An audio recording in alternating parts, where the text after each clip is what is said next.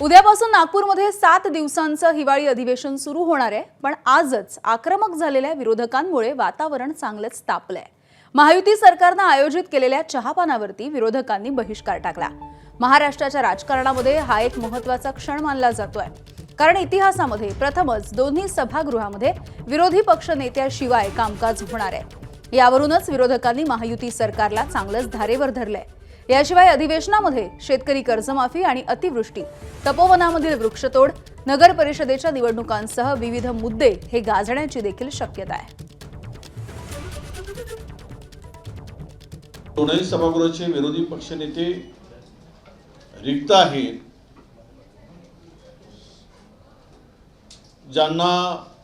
ज्यांचे हे दोनही पद संविधानिक पद आहेत असं आम्ही म्हणतो आणि आहेतच। मुळात दोनही संविधानिक रिक्त पदे ठेवून संविधानाचा वर अविश्वास दाखवणाऱ्या सत्ताधाऱ्यांच्या चहापाण्याला जाण्याचं आम्ही टाळलाय आणि म्हणूनच आज चहापाण्यावर बहिष्कार टाकलेला आहे। आज दोन उपमुख्यमंत्री आहेत।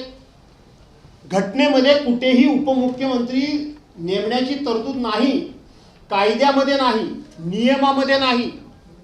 जे कॅबिनेट मंत्री असतात त्या मंत्र्यांना जो दर्जा असतो त्याच्या पलीकडे उपमुख्यमंत्र्यांना काहीही विशेष अधिकार आणि दर्जा नाही। परंतु यांची स्वतःची राजकीय व्यवस्था होण्याकरता म्हणून यांनी ती पद मात्र नेमली, पण विरोधी पक्षनेतेपद नेमायचं नाही। आणि म्हणून अशा पद्धतीच्या लोकशाही न मानणाऱ्या सरकारबरोबर, संविधानाचा ठायी अपमान करणाऱ्या सरकारबरोबर, कुठल्याही प्रकारची लोकशाहीची मूल्य न पाळणाऱ्या सरकारबरोबर आम्ही चहापानाला का जावं? दोन्ही सभागृहामधल्या विरोधी पक्षनेत्यांच्या याच रिक्त पदावरून सरकारला घेरण्याच्या तयारीमध्ये असलेल्या विरोधकांना मुख्यमंत्री फडणवीसांनी मात्र चांगलंच उत्तर दिलंय। तर उपमुख्यमंत्री शिंदेंनी देखील विरोधकांवरती टीका केली आहे। विरोधी पक्षनेत्यांचा निर्णय हा सर्वस्वी माननीय अध्यक्ष महोदय आणि माननीय सभापती महोदयांच्या अखत्यारीत आहे।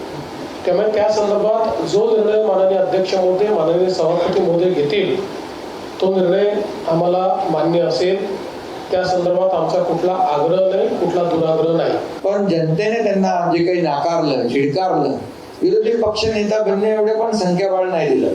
त्यांनी आत्मचिंतन, आत्मपरीक्षण केलं पाहिजे। लोकसभेमध्ये पण गेल्या मागच्या वेळेस विरोधी पक्ष नेता संख्याबळ नव्हता म्हणून नाही मिळालं, यावेळेस लोकसभेत विरोधी पक्ष नेता मिळाला। त्यामुळे त्यांनी प्रयत्न केला पाहिजे पुढच्या वेळेसाठी की विरोधी पक्ष नेते एवढे तरी संख्याबळ कसं मिळतं, संख्याबळ मिळवा आणि कमवा आणि विरोधी पक्ष मिळवा। पण तरी सुद्धा हा अधिकार पूर्णपणे अध्यक्षांचा आणि सभापतींचा आहे। आमचा कुठलाही त्याला विरोध नाही।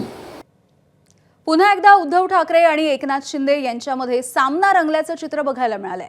उद्धव ठाकरे यांनी काल रखडलेल्या विरोधी पक्षनेतेपदावरून थेट असंवैधानिक असलेल्या उपमुख्यमंत्री पदाची नेमणूक मान्य करता कामा नये असा पवित्रा घेतला होता। त्यांनी थेट नाव घेणं जरी टाळलेलं असलं तरीही त्यांचा रोख एकनाथ शिंदे यांच्याकडे होता हे सहज कळण्यासारखं आहे। त्यावरच आज जेव्हा उपमुख्यमंत्री एकनाथ शिंदे यांना प्रश्न विचारण्यात आला तेव्हा एकनाथ शिंदेंनी देखील थेट नाव न घेता प्रत्युत्तर दिलंय।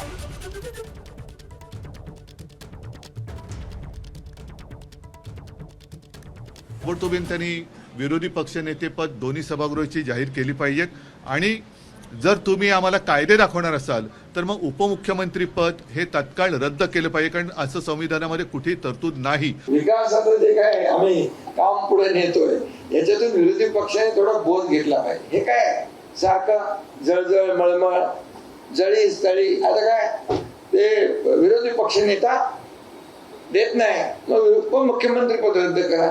अरे मी मुख्यमंत्री होतो तेव्हाही मला घटनाबाह्य मुख्यमंत्री म्हणायचे, आता उपमुख्यमंत्री आताही घटनाबाह्य। अरे काय लावलंय? उद्यापासून नागपूरमध्ये सुरू होणारे हिवाळी अधिवेशन हे यंदा मात्र विरोधी पक्ष नेत्या विनाच होण्याची शक्यता आहे। महाराष्ट्राच्या इतिहासामध्ये पहिल्यांदाच दोन्ही सभागृहांमध्ये म्हणजे विधानसभा आणि विधान परिषदेमध्ये अधिकृत विरोधी पक्ष नेताच नाहीये। विधानसभा आणि विधान परिषदेमध्ये विरोधकांकडे विरोधी पक्षनेतेपदासाठी पुरेसं संख्याबळ देखील नाहीये।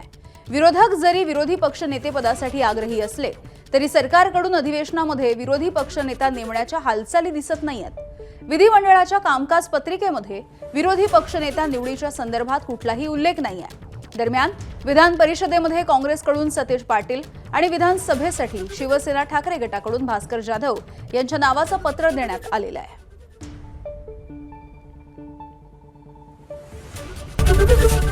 एबीपी माझा, उघडा डोळे बघा नीट.